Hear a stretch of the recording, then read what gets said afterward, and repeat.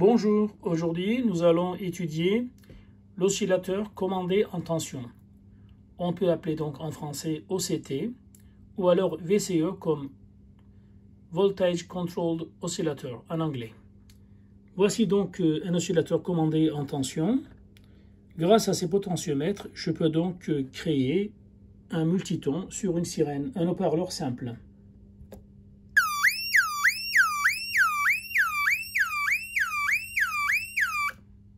Voici le principe de fonctionnement d'un oscillateur commandé en tension. Avec une tension d'entrée réglable, on aura donc un signal de sortie avec fréquence variable en fonction de la tension d'entrée. Aujourd'hui, je vais alimenter mon montage avec une pile de 9 volts, donc j'aurai une tension de 0 à 9 volts en entrée. Je verrai donc les fréquences extrêmes à 0 volts et à 9 volts. Je vais voir donc comment évolue mon signal, surtout sa fréquence. Comme j'aurai des créneaux carrés, donc l'amplitude restera toujours donc la tension en fait que mon circuit intégré peut fournir. Alors, je peux donc espérer taper normalement dans une plage acceptable F1, la valeur minimum A fois UE1 plus F0, F2, la fréquence donc limite, A fois UE2 plus F0. On aura forcément une constante de fréquence donc au départ, sans variation de la tension bien sûr. Eh bien, étudions maintenant donc ce montage. Voici une des possibilités de faire un oscillateur commandé en tension. Un NE 555. Justement, le constructeur donne la patte 5 de ce circuit à 8 pattes, que c'est une entrée pour contrôler la fréquence. Par contre, j'ai remarqué hors caméra que ce n'est pas vraiment juste de 0 à 9 volts.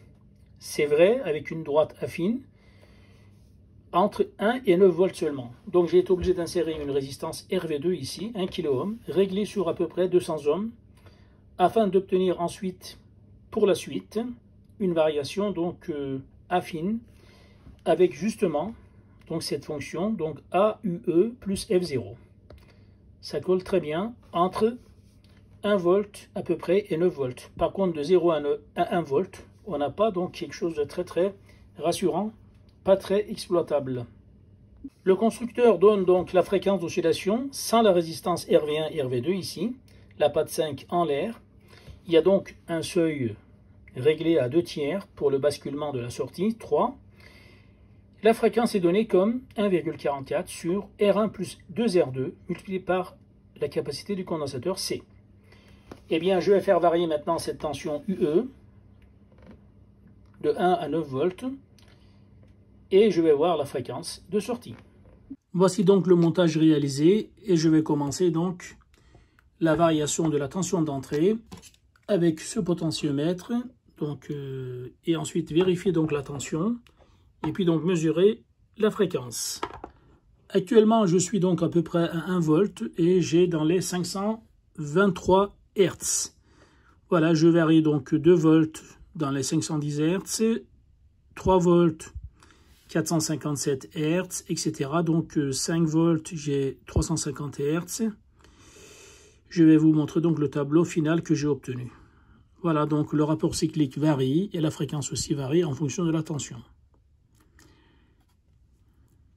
Voilà ce que j'obtiens avec les relevés expérimentaux. On a entre 0 et 1 volt d'entrée une progression, c'est vrai, donc ascendante et puis donc affine sous forme X plus B. Par contre, c'est une plage très restreinte, 0 et 1 volt. Alors que j'ai une plage beaucoup plus donc large, de 1 volt à 9 volts, j'ai aussi une progression par contre négative, c'est-à-dire que j'ai une pente négative de la fréquence en fonction de la tension d'entrée. Je pourrais presque noter donc moins AX plus B.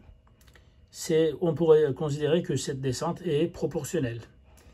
Et voici donc la sortie donc, en ce qui concerne le rapport cyclique, c'est-à-dire donc la partie haute du signal de sortie sur la période totale du signal de sortie.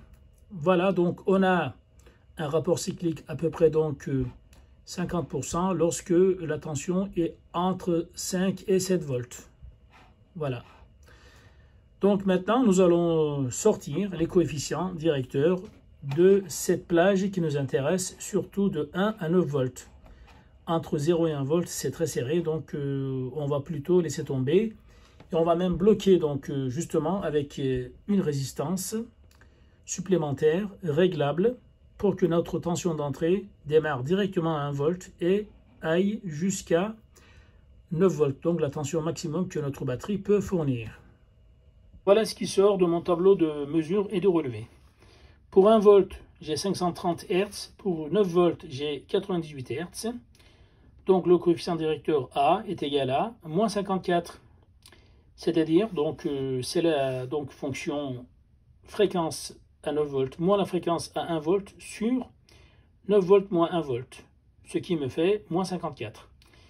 Et bien pour trouver donc la fréquence F0, donc la partie constante de ma formule, je pose 530 à 1 volt, donc moins 54 fois donc 1 volt, plus F0 égale donc 530. Du coup, donc F0 est égal à 530 plus 54, 584 Hz.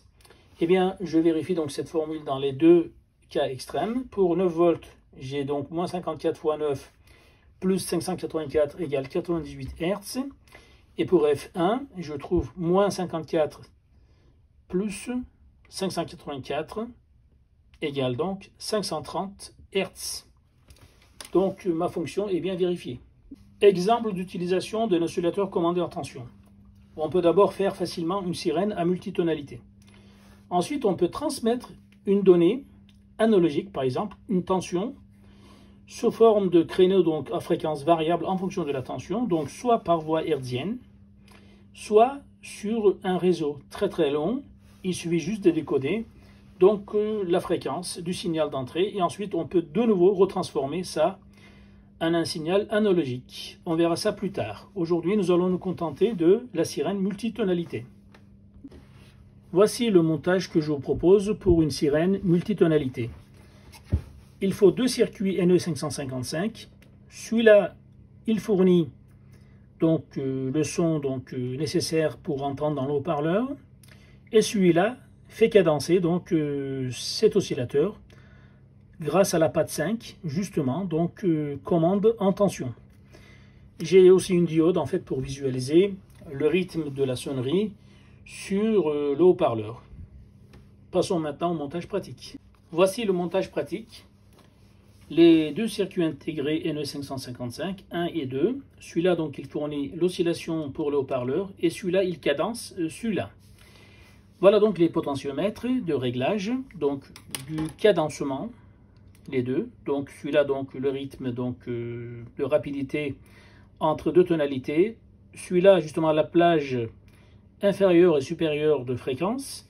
Et celui-là, donc, justement, la fréquence principale, donc autour de laquelle, ici, celui-là, donc, fait osciller notre circuit intégré. Je vais maintenant, donc, appuyer sur le bouton pour visualiser, donc, par la LED, que notre haut-parleur fonctionne bien.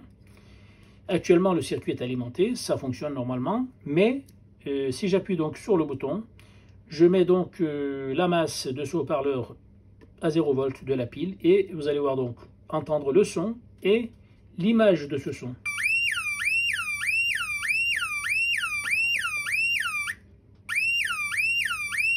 En branchant un haut-parleur un peu plus puissant, regardez ce qu'on entend. Et le réglage, bien sûr, des cadencements.